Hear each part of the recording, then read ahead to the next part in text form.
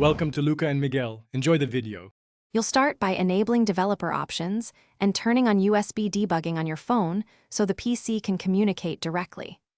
Once done, install Vysor on your computer and plug the device into a USB port that provides data, not just charging. Make sure you accept the RSA fingerprint prompt on the phone to authorize the computer.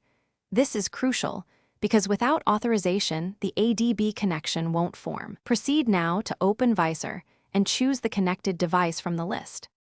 Now you'll confirm ADB is available. Vysor can use its bundled ADB or your system ADB. Once you've selected the device in Vysor, set USB mode to file transfer if a connection issue appears.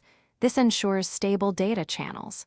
If Vysor still doesn't detect the phone, restart the ADB server with a dbkill server, then a dbstart server on your terminal. This resets the link. After the device appears, click View and wait while Vysor establishes the screen capture stream and input forward. Finally, adjust Vysor's resolution and bitrate to balance responsiveness versus image quality. Lower settings reduce lag on slower machines. Make sure you use a good data-capable USB cable and plug directly into the PC instead of through hubs to avoid intermittent disconnects.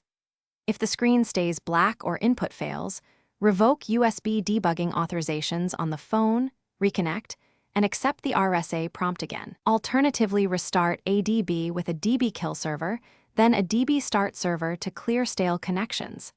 That single troubleshooting tip solves most failures. Thanks for watching and please subscribe. It's the best investment you'll ever make.